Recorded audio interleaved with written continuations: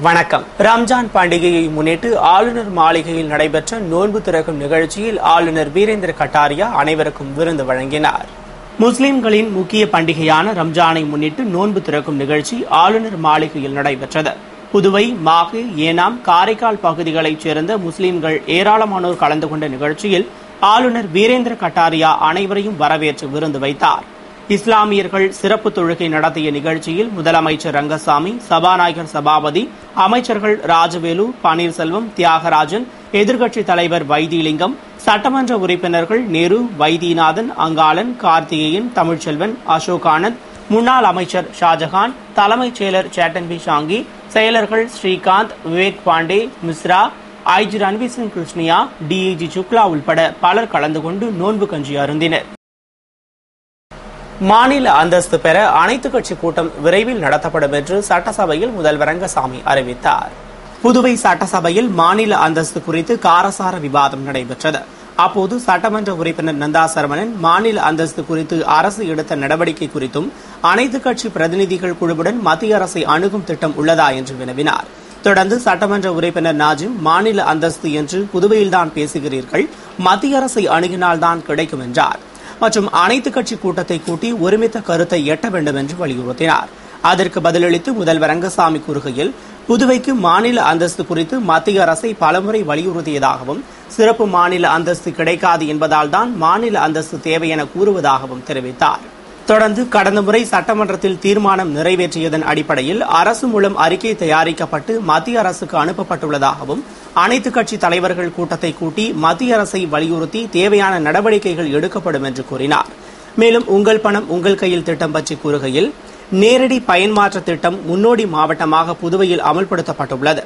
எனவே பொதுமக்கள் சிரமமின்றி ஆதார் எண்ணை பெறவும் வங்கிக் கணக்கு துவங்கவும் நடவடிக்கை எடுக்கப்பட்டுள்ளது என்றும் பயனாளிகளுக்கு விடுபடாமல் உதவித்தொகைகளை வழங்கி வருவதாகவும் திட்டத்தில் உள்ள குறைகளை களைய அரசு நடவடிக்கை எடுக்கும் என்று கூறினார். புதுவையில் வெடிமருந்து பொருட்கள் வைத்திருந்த கும்பலை போலீசார் கைது செய்து அவர்கள் முக்கிய பிரமுகரை கொல்ல சதித்திட்டம் தீட்டியுள்ளனரா என்ற கோணத்தில் விசாரணை மேற்கொண்டனர்.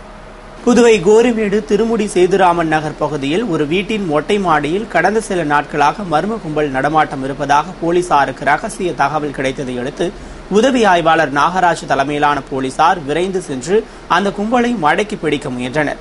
ஆனால் அதில் 4 பேர் தப்பி ஓடிவிட்டனர். 2 மட்டுமே சிக்கினர். மேலும் அவர்கள் அந்த மொட்டை மாடியில் பட்டாசுகளை பிரித்து அதில் உள்ள வெடிமருந்தை கொட்டி வைத்திருந்தனர். மேலும் நாட்டு வெடிகுண்டு தயாரிப்பதற்காக நூல்கண்டு போன்றவற்றை வைத்திருந்தனர். அவற்றை கைப்பற்றி கோரிமேடு காவல் நிலையத்திற்கு எடுத்து சென்று பிடிபட்ட 2 நடத்திய விசாரணையில் அவர்கள் முத்தியால்பேட்டையைச் சேர்ந்த பரணி, மனோ என்பது தெரியவந்தது.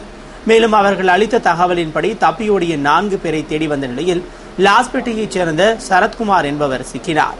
அவரிடமிருந்து செல்போனை பறிமுதல் செய்து யார் யாருடன் போனில் தொடர்பு கொண்டுள்ளார் என்பதை எஸ்பி பைரவசாமி மற்றும் ஆய்வாளர் வீரவல்லவன் ஆகியோர் தீவிர விசாரணை மேற்கொண்டதில் அவன் காலாப்பட்டு சிறையில் உள்ள கைதிகளிடம் பேசியிருப்பதும் அவர்கள் மர்டர் மணிகண்டனின் ஆதரவாளர்கள் என்பதும் தெரியவந்தது. எனவே மர்டர் மணிகண்டன் தனது கூட்டாளிகள் மூலம் முக்கிய பிரமுகர்களை தீர்த்து கட்ட சதித்திட்டம் தீட்டினாரா என விசாரித்து வருகின்றனர். மற்றும் வழக்கு தொடர்பாக மடுவுப்பேட் அருகே லட்சுமி நகரைச் சேர்ந்த பொறியியல் கல்லூரி மாணவர் மிதின், மணி, சதீஷ் ஆகியோரை தேடி வருகின்றனர். புதுவையில் பாரதிய ஜனதா கட்சி நடத்திய முழு அடைப்பு போராட்டத்தின் போது கல்வீசி தாக்குதல் நடத்தியதில் பொறியாளர் முகம் சிதைந்து படுகாயமடைந்ததை கண்டித்து இளைஞர் காங்கிரசார் பாஜக கட்சி அலுவலகத்தை முற்றுகையிட்டு போராட்டம் நடத்தினர். புதுவையில் கடந்த திங்கட்கிழமை பாரதிய ஜனதா கட்சி சார்பில் நடைபெற்ற முழு அடைப்பு போராட்டத்தில் சில சமூக விரோதிகள் அரசு பேருந்து மீது கல்வீசி தாக்குதல் நடத்தியதில் வைத்திகுப்பத்தைச் சேர்ந்த பெண் பொறியாளர் ஷியாமலாவின் முகம் சிதைந்து படுகாயமடைந்தார். இதனை கண்டித்து புதுவை இளைஞர் காங்கிரசார் பாரதிய ஜனதா கட்சி அலுவலகத்தை முற்றுகையிட்டு போராட்டத்தில் ஈடுபட்டனர். மாநில இளைஞர் காங்கிரஸ் தலைவர் இளையராஜா தலைமையில் துணைத் தலைவர் சரவணன் முன்னிலையில் நடைபெற்ற போராட்டத்தில் பொதுச் செயலாளர்கள் ராஜாராமன், சத்தியவேந்தன் உள்ளிட்ட நிர்வாகிகள் கலந்து கொண்டு பெண் பொறியாளர் படுகாயமடைந்ததற்கு கண்டனம் தெரிவித்து கோஷமிட்டனர். போராட்டம் நடத்தியவர்களை கலைந்து செல்லும்படி போலீசார் கூறியும் அதனையும் மீறி போராட்டத்தில் ஈடுபட்டவர்களை கைது செய்தனர். புதுவையில் மின்கட்டண பில் கொடுப்பதில் தாமதம் ஏற்படுவதை சீர் செய்து 30 நாட்களுக்குள் பில்லை கொடுக்க ஆவண செய்யப்பட்டுள்ளதாக சட்டசபையில் மின்துறை அமைச்சர் தியாகராஜன் தெரிவித்தார். இது தொடர்பாக சட்டசபையில் மின்துறை அமைச்சர் தியாகராஜன் பேசுகையில், இதற்கு முன்பு புதுவை அரசு மின் கட்டணங்களை தானாகவே நிர்ணயம் செய்து வந்ததாகவும், ஆனால் ஒழுங்குமுறை ஆணையம் இயங்க துவங்கிய பின்னர் கட்டணம் நிர்ணயம் செய்வது ஒழுங்குமுறை ஆணைய கட்டுப்பாட்டில் கொண்டுவரப்பட்டதாகவும், ஆணைய உத்தரவுப்படி 2002ஆம் ஆண்டுக்கு பிறகு 8 வருடம் கழித்து மின்கட்டணம் 2010ஆம் ஆண்டு உயர்த்தப்பட்டதாக கூறினார்.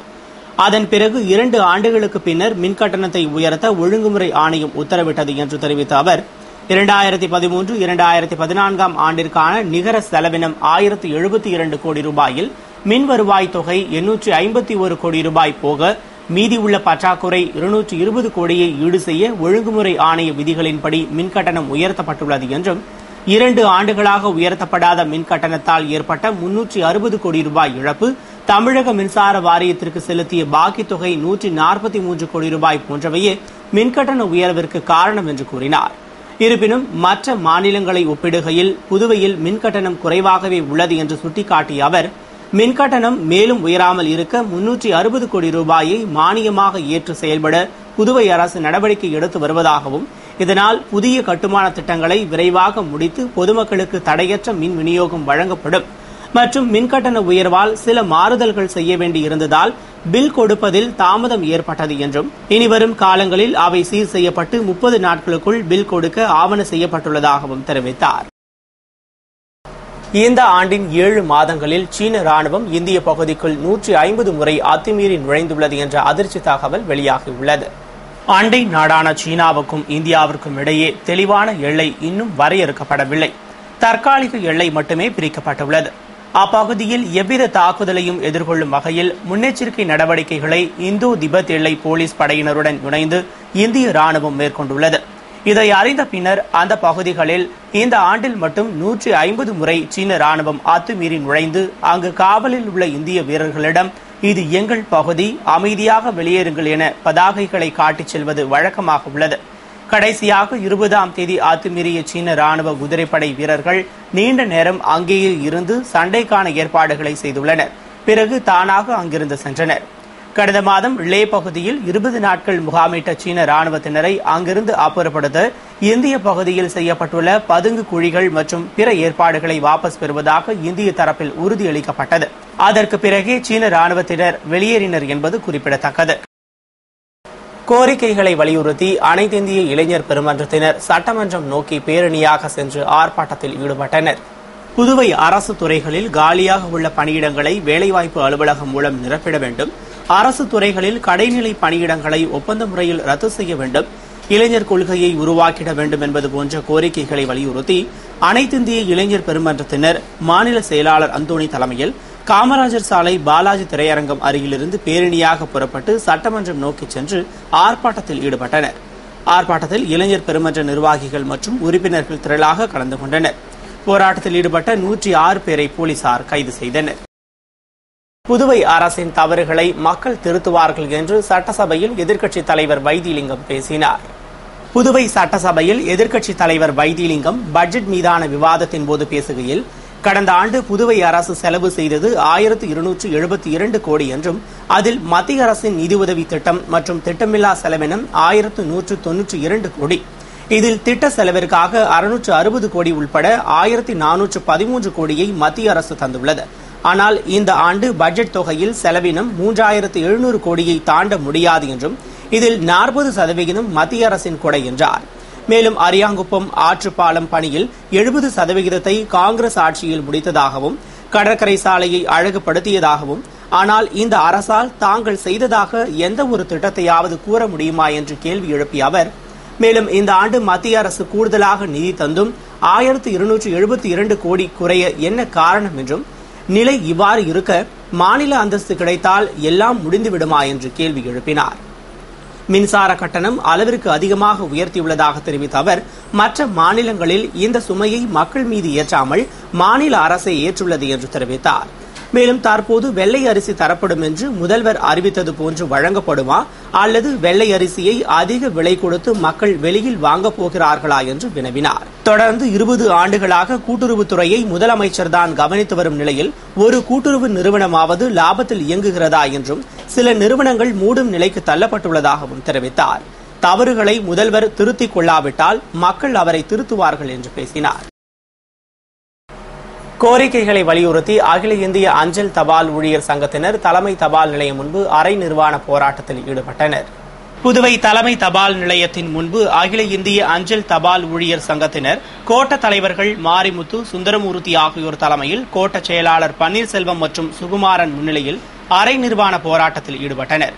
போராட்டத்தில் ஊழியர்கள் திரளாக கலந்து கொண்டு தபால்காரர்களை டேட்டா என்ட்ரி பணிகளை செய்ய சொல்லி வற்புறுத்தக்கூடாது, தபால்காரர்களை பீட் தூரம் கணக்கிடுதலை விஞ்ஞானபூர்வமான முறையில் பரிசீலனை செய்து மாற்றி அமைக்க வேண்டும், தரமான சீருடை, தபால் பை, காலணி, குடை போன்றவற்றை உடனடியாக வழங்கிட வேண்டும், தபால்காரர்கள் தேர்வு பாடத்திட்டத்தை எளிமையாக்க வேண்டும் உள்ளிட்ட கோரிக்கைகளை வலியுறுத்தி கோஷமிட்டனர்.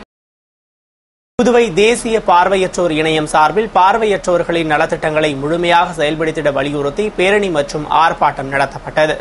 புதுவையில் கண் பார்வையற்றோருக்கு வழங்கும் மாத உதவித்தொகையை உயர்த்தி வழங்க வேண்டும், 6 மாதங்களாக வழங்கப்படாமல் உள்ள இலவச அரிசி 15 கிலோவை உடனடியாக வழங்க வேண்டும், இலவச மனைப்பட்டா மற்றும் அடுக்குமாடி குடியிருப்புகள் வழங்கும் போது பார்வையற்றோர்களுக்கு 1% இடம் வழங்க வேண்டும் உள்ளிட்ட 10 அம்ச கோரிக்கைகளை வலியுறுத்தி தேசிய பார்வையற்றோர் இணையம் புதுவை கிளை சார்பில் கம்பன் கலையரங்கிலிருந்து தலைவர் மணிகண்டன் தலைமையில் ஊர்வலமாக புறப்பட்டு சட்டசபையை நோக்கி சென்று சட்டசபை அருகே ஆர்ப்பாட்டம் செய்தனர். பொதுச் செயலாளர் கார்த்திகேயன் வாழ்த்துரை வழங்கிட பேரணி மற்றும் ஆர்ப்பாட்டத்தை தென்னிந்திய திட்ட இயக்குநர் மனோகரன் துவக்கி வைத்தார்.